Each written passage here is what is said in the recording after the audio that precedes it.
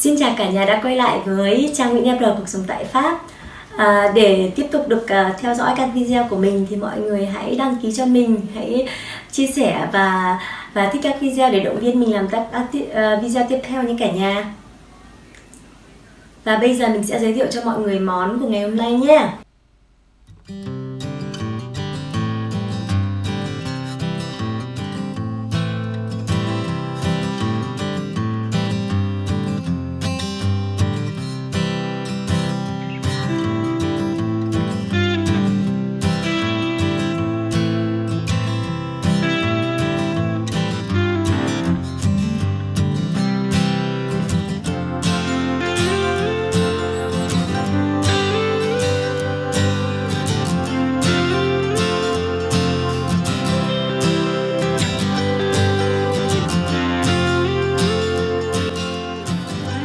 Đầu tiên mình gọt vỏ lê này, sau đó thì mình sẽ bổ làm đôi và mình lấy cái phần ruột ở bên trong ra này, cái phần hột ở bên trong ra này.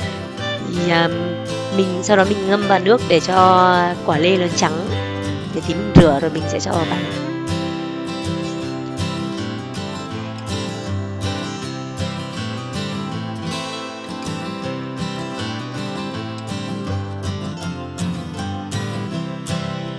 Đầu tiên là mình sẽ cho sô-cô-la vào trong lò vi sóng khoảng 1 rưỡi để cho sô-cô-la chảy ra nhé mọi người nhé.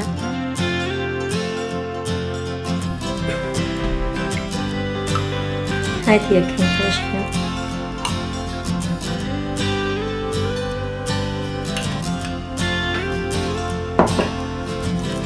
Và đảo đều lên.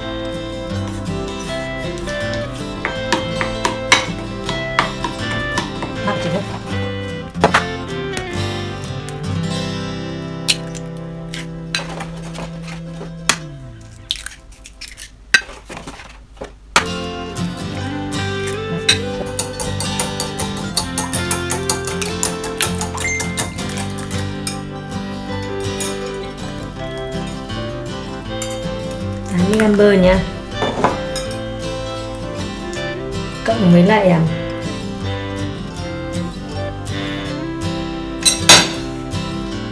2 thìa này,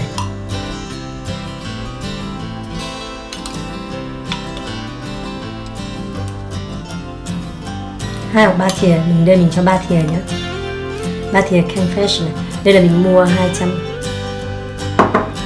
gram.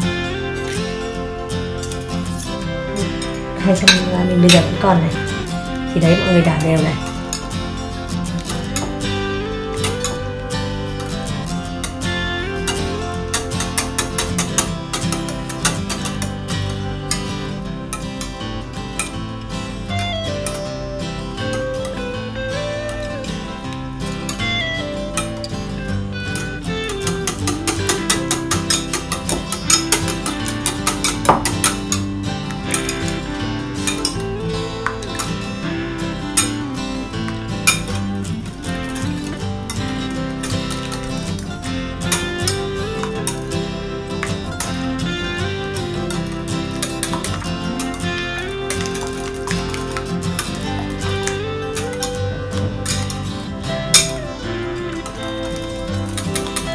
Đấy. Đây, xong mọi người cho đường vào nhá. Đây này, đường này, 100 gram đường nhá.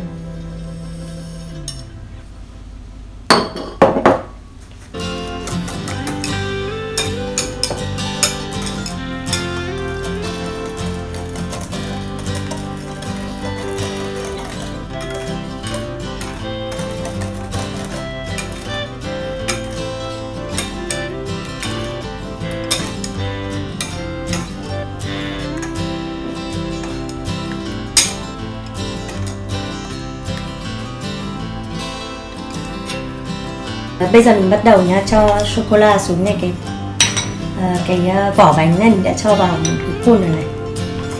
Sô cô la này, sô cô la ở đây là sô cô la với lại crème fraîche.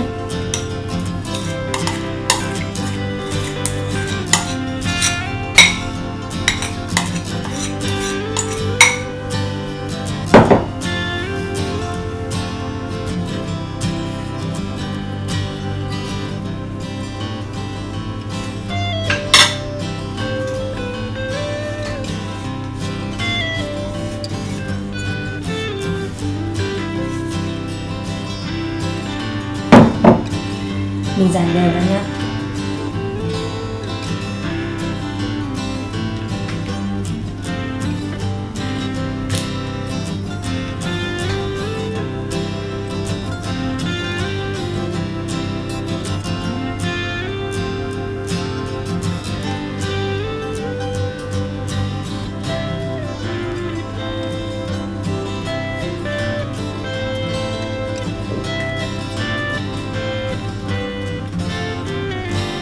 Mình đều xong, mình bắt đầu cho quả lê vào nhé.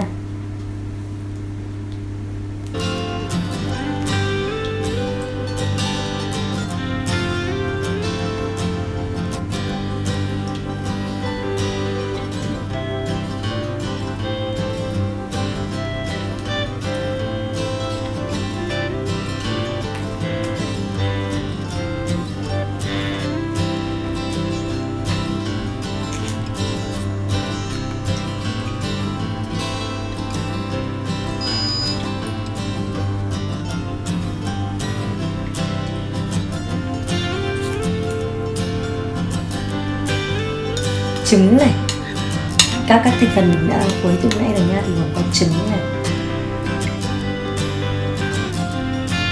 bơ này, crème fraîche này,